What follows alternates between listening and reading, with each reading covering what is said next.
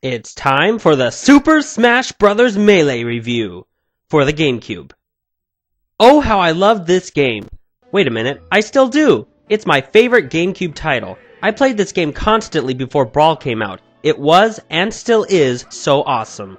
Now the game isn't as elaborate as Brawl is, but it's still very fun. Just like the other two Smash games, you start out by picking a character to fight as, and you can either fight the computer or your friends, or both. The multiplayer mode is by far the better out of all the playable modes. I don't know what it is about it, but it's just so fun. But along with multiplayer, there's also single player classic mode, where you have to work your way through opponents and scenarios to try to defeat the master and or crazy hand. There's also adventure mode. Adventure mode is really just a longer version of classic mode, and there really isn't any story to it. But nonetheless, it will put your skills to the test. With All-Star mode, you have to fight against all of the characters with just one character without dying. Don't worry, you can heal yourself in between battles with 3 provided heart containers. Okay, since my GameCube memory card went, I can't show you All-Star mode because I don't have it. But to make up for it, here's a reenactment of All-Star mode.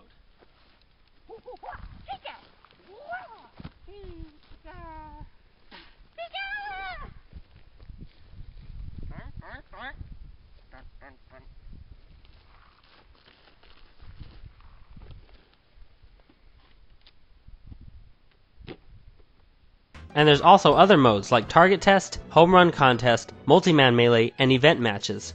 With Target Test, each character has their own unique stage filled with targets that are scattered throughout. Now in case you thought that the targets were placed in random positions, you would be wrong. The developers aligned all of the targets for each character in a specific way, so that you would have to use each character's special attacks in the correct manner to hit all of the targets in the most efficient and fastest way. With Home Run Contest, you are on a small platform with a punching bag.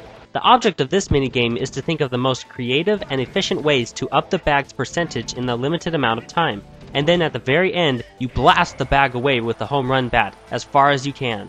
With Multi-Man Melee, pick the style of minigame you wish to play and try to win. From KOing 10 opponents as fast as you can to staying alive for 15 minutes straight, Multi-Man Melee is challenging and fun. With event matches, certain rules are put in place and you have to defeat your enemies based on those rules. The graphics are good, especially when the game was first launched. It's a lot better looking than its predecessor, Super Smash Bros. For the N64. The controls are very sharp. I've never had any complaints with it.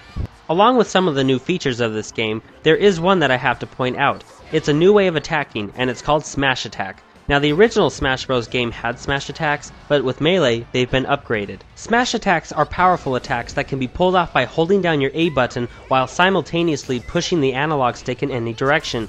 If you hold down both for a while, you will charge up your power, and if you can hopefully hit someone with it, their percentage will go up tremendously.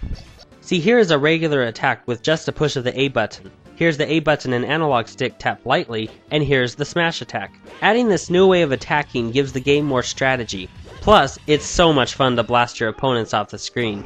The unlockables include different characters, stages, and trophies. It's very satisfying when you get them, because some of the prizes take a long time to achieve. There is no online mode, but mainly due to the fact that the GameCube wasn't really capable of going online, and when it did, only 4 games supported online gameplay, and Melee was not one of them. Nintendo has their feet in the water with the Wii when it comes to online gameplay, but they still have a ways to go.